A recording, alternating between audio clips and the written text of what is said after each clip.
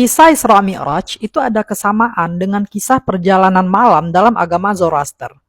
Apakah kisah Isra Mi'raj dalam Islam itu plagiasi atau kopas dari kisah Zoroaster? Nah, agama Zoroaster ini berkembang di Persia, Iran sekitar abad ke-6 sebelum Masehi, jauh sebelum Islam. Nah, dalam agama Zoroaster itu ada kisah perjalanan spiritual Ardafiras ke langit selama 7 hari bertemu dengan Tuhan Ahura Mazda. Nah, rentetan kisahnya itu mirip dengan kisah Isra Mi'raj-nya Nabi Muhammad. Coba perhatikan tabel ini. Nah, dalam Zoroaster, sebelum Ardafiras berangkat, dia itu minum anggur dan obat, sedangkan dalam Islam, Nabi minum susu dan menolak anggur.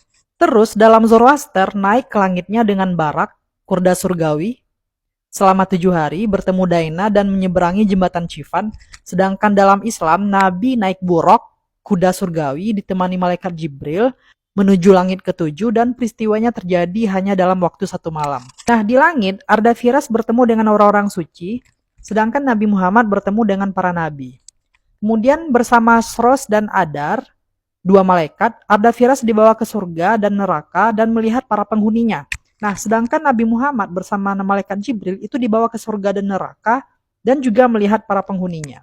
Setelah sampai di tempat tertinggi, Ardafiras itu bertemu Ahura Mazda, Tuhannya agama Zoroaster, dalam wujud cahaya, dan dia hanya mendengarkan suara.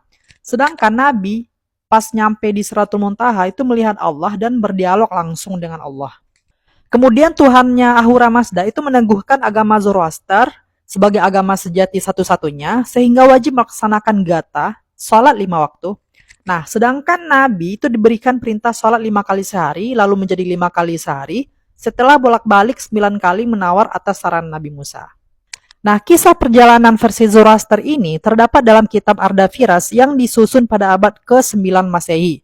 Sedangkan kisah Isra Mi'raj itu tertulis dengan jelas dan lengkap di kitab-kitab hadis seperti Sahih Bukhari dan Muslim, di situ panjang ceritanya, dan juga dalam sirah biografi Nabi.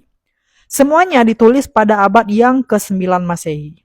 Sedangkan dalam Quran sendiri, kisah Isra Mi'raj itu nggak ada penjelasan seperti yang kita kenal sekarang. Hanya saja, kaum muslim itu sering mengaitkan beberapa surat dengan kisah ini.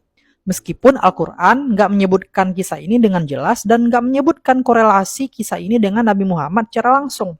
Nah, jika membandingkan tradisi tertulis, 2 kisah ini, kisah Zoroaster dan Islam ini, punya waktu dokumentasi tertulis yang mirip, yaitu sama-sama tertulis di abad yang ke-9 Masehi, namun penyampaian lisan, tradisi lisannya, di Zoroaster itu lebih tua, lebih dahulu dari narasi Isra Mi'raj yang ada dalam Islam.